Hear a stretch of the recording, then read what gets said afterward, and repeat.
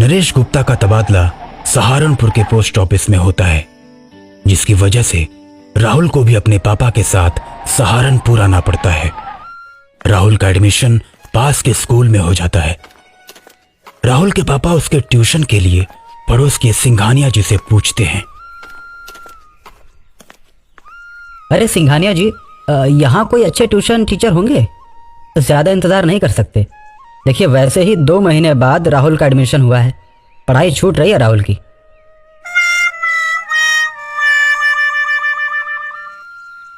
अरे जी, एकदम है जी, बहुत बढ़िया टीचर हैं। चलिए मैं आपको मिलवा देता हूँ। मेरा सोनू भी वहीं ट्यूशन पढ़ता है। ये तो और भी बढ़िया हो जाएगा। सोनू और राहुल साथ साथ ट्यूशन पढ़ने जाया करेंगे। चलिए सिंघानिया साहब, आप उस टीचर से मिलवा दीजिए। नरेश गुप्ता सिंघानिया साहब के साथ ट्यूशन टीचर से मिलने जाते हैं। कुछ दूर चलने के बाद वो रास्ता सुनसान गली से होकर गुजरता है और फिर एक बड़े से ग्राउंड में जाकर निकलता है। ग्राउंड में पहुंचकर सिंघानिया साहब बोलते हैं, देखिए नरेश जी, ग्राउंड के उस तरफ है टीचर का घर।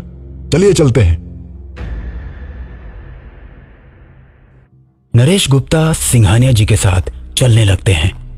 अचानक उन्हें सड़क के दोनों तरफ हड्डियां नजर आती हैं। हड्डियों को देखकर उन्हें अजीब सा लगता है। फिर भी वह सिंघानिया साहब के साथ चलते रहते हैं और थोड़ी ही देर में टीचर का घर आ जाता है।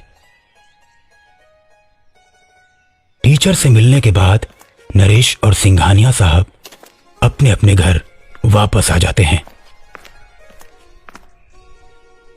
और अगली सुबह नरेश पोस्ट ऑफिस के लिए निकल जाते हैं और जाते जाते राहुल से ट्यूशन जाने के लिए बोलते हैं। अब बेटा राहुल, देखो शाम को 6 बजे तुम्हें ट्यूशन जाना है। सिंघानिया साहब का लड़का भी वहीं पढ़ता है। तुम दोनों साथ साथ जाया करना। जाओ, जाकर सोनू से मिल लो, दोस्ती कर लो उससे। ठीक है, मैं चलता हूं। अच्छा पापा, ठीक है। शाम का समय राहुल और सोनू ट्यूशन के लिए निकलते हैं। राहुल के ट्यूशन का पहला दिन था। नई जगह पर नए टीचर के पास ट्यूशन पढ़ने में थोड़ी हिचक रहती है। राहुल थोड़े उदास मन से सोचते हुए ट्यूशन टीचर के घर की तरफ बढ़ रहा था। लखनऊ में कितना बढ़िया था, कितने अच्छे लोग थे, कितने अच्छे टीचर थे। मैं अपने दोस्तों के साथ कितना खेला करता था। लेकिन यहाँ सहारनपुर में पता नहीं वो सब मिल पाएगा या नहीं।